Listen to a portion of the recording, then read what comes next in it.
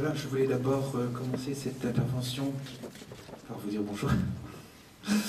Et ensuite rassurer le père Dominique Dozet en ce qui concerne le problème de la relation, le fait que les chercheurs sont parfois déconnectés de la pratique liturgique.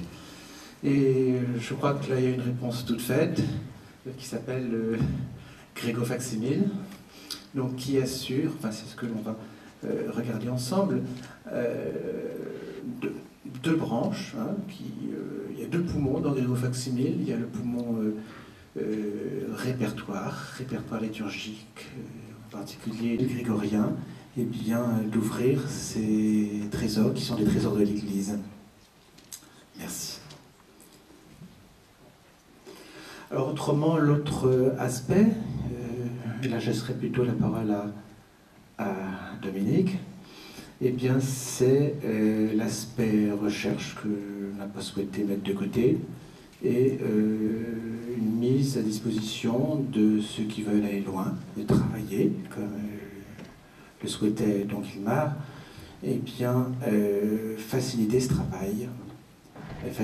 travail d'investigation, d'approfondissement.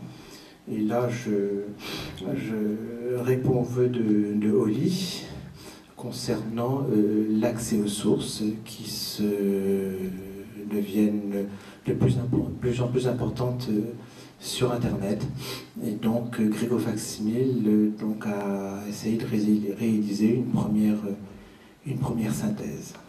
Et lors de mes entretiens intervalles réguliers avec le directeur de Radio Notre-Dame, M. Bruno Courtois, il me rappelle toujours que l'auditeur a en premier lieu besoin de respirer, de se détacher des affaires du monde qui roulent dans un tumulte et une précipitation qui nous broient. En effet, celui qui écoute une radio chrétienne, il cherche une spiritualité spécifique que ne lui apportera pas une radio musicale ou culturelle, comme il existe d'ailleurs d'excellentes dans nos pays. Cette spiritualité, il va la trouver dans les émissions religieuses et la musique sacrée, dans toutes les émissions qui font le quotidien d'une radio chrétienne, qui s'appuie sur la prière et le souci de ceux qui nous entourent. Mais il va peut-être vouloir aller encore plus loin, sans même qu'il en soit pleinement conscient. Il va essayer de trouver un moment de repos intérieur, de méditation tranquille, en acceptant de s'abandonner à ce qu'il écoute. Le chant grégorien peut alors exercer toute son action, à condition, me semble-t-il, que l'animateur s'efface le plus possible pour laisser le chant s'épanouir, tout en donnant bien sûr le sens de ce qui est chanté. Traduction, explication du contexte littéraire, culturel, liturgique, indication sur la structure musicale, etc. Et quelquefois, il est bon de laisser plusieurs chants se succéder sans commentaire, afin de rendre plus palpable l'ambiance et le rythme de la liturgie. Car il s'agit bien d'une liturgie, dépouillée de son lieu et de son action, une liturgie purement temporelle, qui s'inscrit néanmoins dans l'écrin du temps liturgique de l'Église. Autrement dit, l'émission recrée une liturgie particulière, organisée par l'animateur et à laquelle l'auditeur participe s'il le souhaite et s'il est sensible. Il lui faut entrer dans l'émission comme on entre dans une église, sauf que c'est son église intérieure, qu'il écoute l'émission chez lui ou en déplacement. Et les témoignages que je reçois montrent que c'est bien cela qui se passe pour certaines personnes qui me disent « J'ai écouté votre messe ».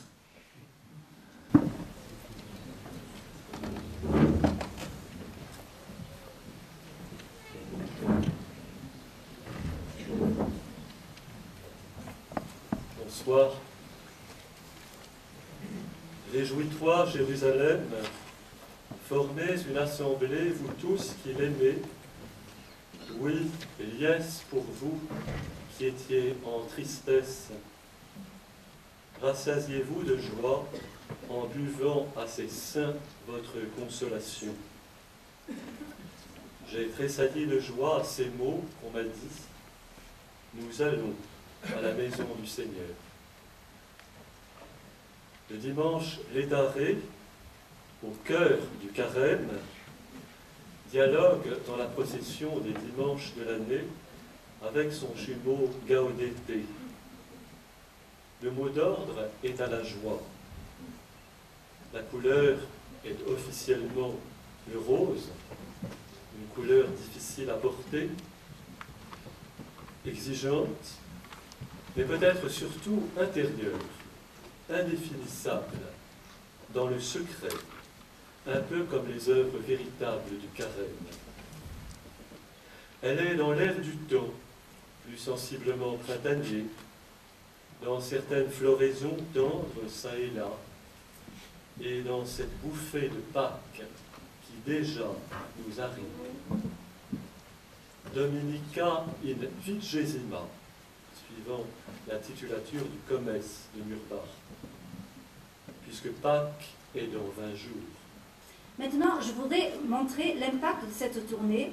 Je crois que le mieux, c'est de recourir, d'évoquer quelques fioriti particulièrement significatifs. D'abord, la première messe, le soir, après maintes péripéties à l'aéroport. Le pays était occupé par les Syriens. Cette première messe a eu lieu à Byblos, dans une magnifique église croisée dédiée à Saint Jean-Marc. Cette église a été bâtie pendant les croisades au XIIe siècle. Alors là, il y a eu une expérience tout à fait étonnante. En préparant la tournée, j'étais allée voir l'évêque de Byblos, Monseigneur Shara Rai, qui est devenu, depuis quelques jours, comme vous le savez, patriarche de l'église maronite, patriarche d'Antioche et de tout l'Orient des Maronites. Alors Monseigneur Rai m'a dit, tout à fait d'accord, j'accueille le chœur grégorien de Paris, mais il faudra fondre les deux liturgies, la liturgie maronite avec la liturgie latine. Eh bien, ça a été très très bien réussi. Il me disait ça parce que beaucoup de fidèles de Byblos devaient assister à cette messe. Et voilà, alors Monseigneur Rai, dans son homélie, a dit cette visite est motivée par le désir de mieux connaître pour mieux aimer. Il nous a accueillis avec une chaleur extraordinaire. Le lendemain, les vêpres ont été chantées, les premières vêpres, pardon, ont été chantées dans une autre église fortifiée, mais maronite cette fois, une église du XVIIIe siècle, au nord du Liban, dans la grande ville de Sgorta, la plus grande cité maronite de cette région. Là, nous avons été accueillis par le curé, le père Boutros. Boutros, ça veut dire pierre en arabe. Alors, il a exprimé sa gratitude envers le chœur grégorien de Paris d'une manière aussi très belle. Il a associé l'Occident chrétien à la geste orientale. Je le cite, le père Boutros. Saint Augustin disait « Celui qui chante prie deux fois. Vous qui priez deux fois, vous saisissez l'étendue de la souffrance d'un peuple qui n'a jamais cessé de porter sa croix et la croix de tout l'Orient chrétien. » Et je crois que c'est là la raison pour laquelle finalement le chant grégorien vient toucher. Je pense que chaque musique finalement peut toucher, selon ce qu'elle est, des organes différents dans l'être. Et là, c'est vrai que pour cette raison, en fait, le chant grégorien vient toucher la part la plus profonde de l'homme, qui n'est, comme vous le savez, ni la cérébralité, ni l'émotionnalité sentimentale, mais véritablement ce que les pères de l'Église appelaient le cœur, qui est le siège de l'intellect agent, comme disait Mohammad Faisal El-Karawi. Et voilà, il vient toucher cette part la plus profonde de l'être, et je pense que c'est aussi ce qui explique l'état de recueillement que suscite que favorise le chant grégorien. Mais surtout, et là j'en reviens au problème du commencement, cette liturgie grégorienne s'est développée finalement comme un corps à partir de ce cœur qu'est la parole de Dieu présente à la fois dans l'Eucharistie et dans les Écritures.